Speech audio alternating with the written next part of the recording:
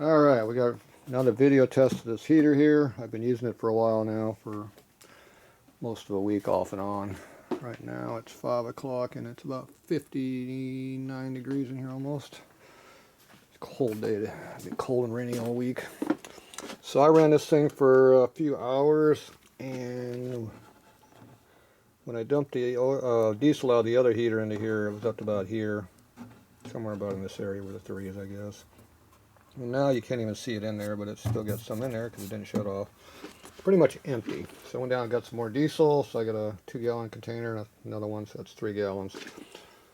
7.5 liter, I think, is almost 2 gallons, but I don't know. I'm not a metric guy. So I'm going to go ahead and put some fluid in here.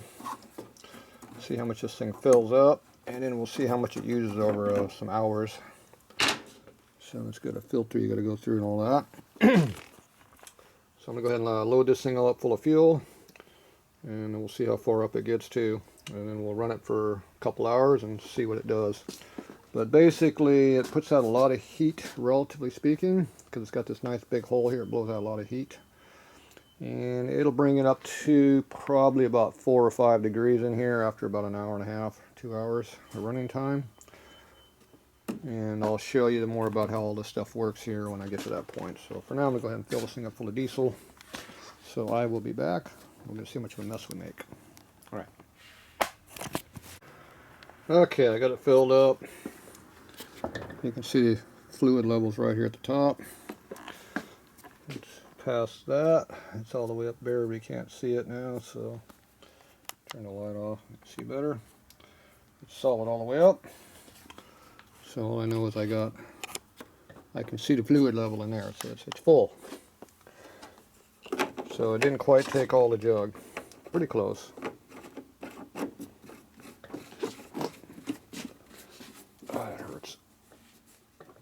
Oh, my hand don't like that. So we have there's about that much left. A few ounces. Not much to worry about, that's for sure. Okay, I don't want to overbreak this, but appears to be tight. Okay, pipe is still up in the vent up there. It usually stinks when you first turn it on. Put a little fluid on it. So this thing has a couple of different things going on here.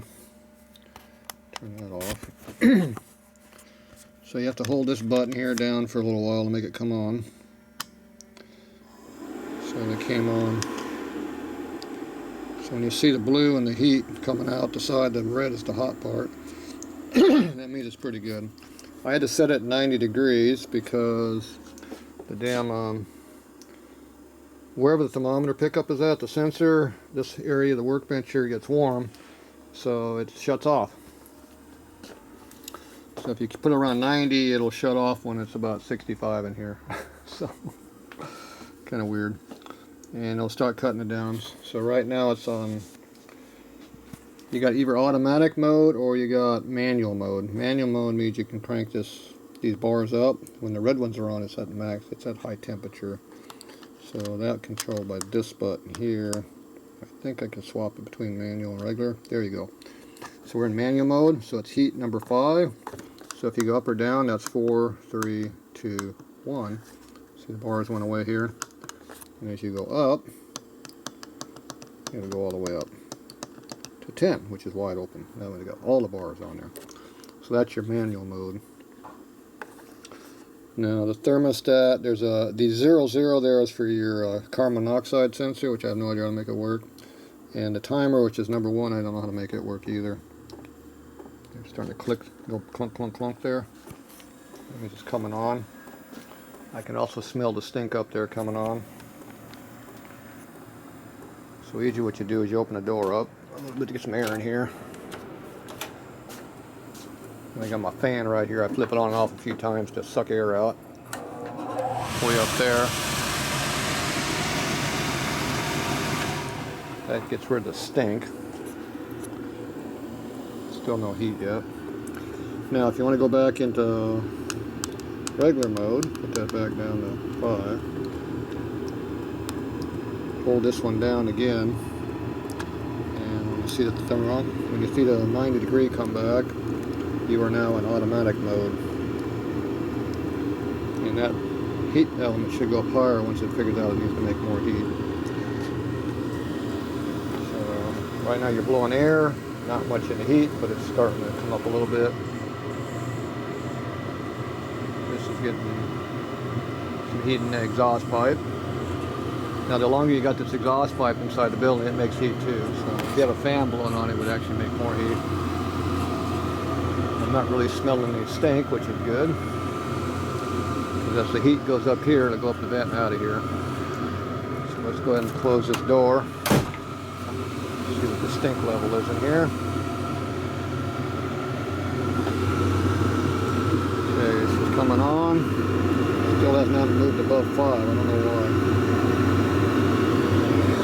Starting to make a little heat.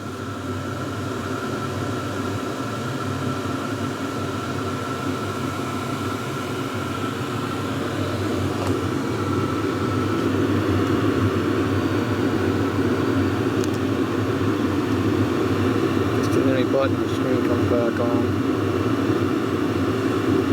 I don't know why this hasn't gone up any higher yet.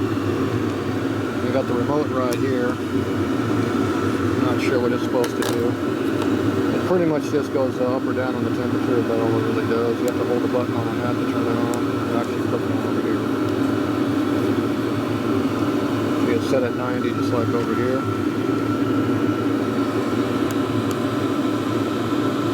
That raises the thermometer up. 91. Doing one, you do on the other. So this is the fancy remote because it has a screen on it. The cheap one doesn't. So this is supposed to be like Wi-Fi or Bluetooth or some stupid thing. Well, I don't know how it charges. I think it charges up by laying in here somehow because I never charged the battery on this thing. It said it's got a full battery now, so it's got to be a charger built in. Oh, it went all the way to full hot now, see? Oh yeah, it's making heat. So that, once it got warmed up, it went all the way across. So I didn't do anything about that. So, you know, I don't use this remote thing. Don't need it. Now, all these other functions it has, evidently you have to have a cell phone. You have to download an app and go in there and set all these parameters up, I guess. I don't know. I couldn't make heads or tails out of the instructions. I mean, I had the guy here say, oh yeah, I had no problem, I know how to do all that. So he couldn't figure it out either. So the instructions kind of suck. So these are the instructions here. I got a workbench around here. Workbench.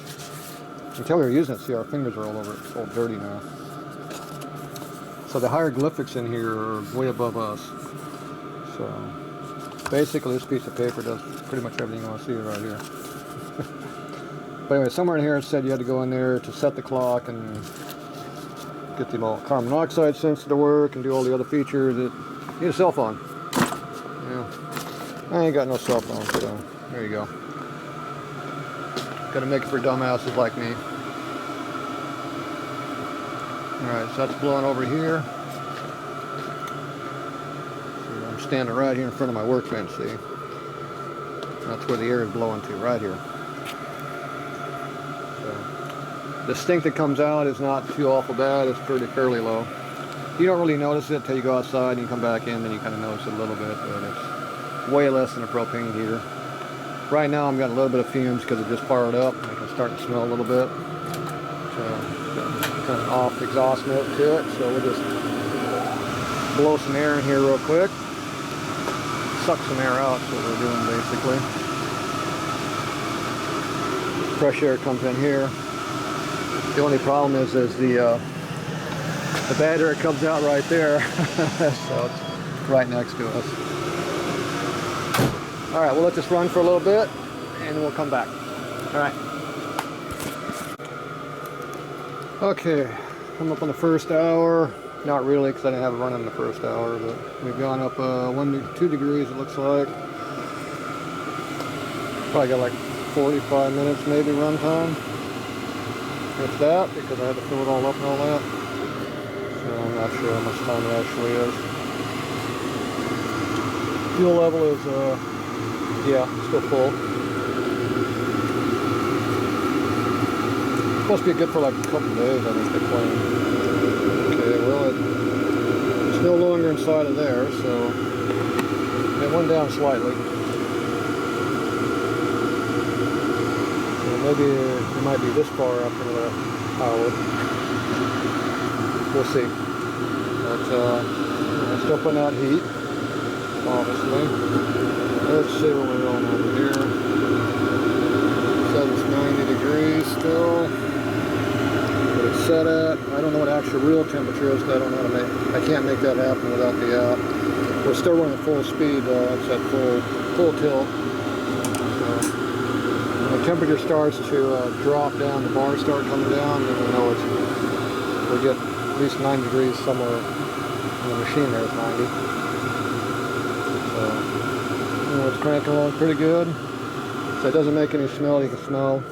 You know, you pretty much get used to it as you go, but it's not really stinking up anything. It definitely puts out a lot of volume of air. It's like warm air hitting. It's not hot air, just warm, because it's still blowing a lot of cold air. It's a big shop. It's full of metal. Everywhere there's metal. So it's metal, metal, metal, metal.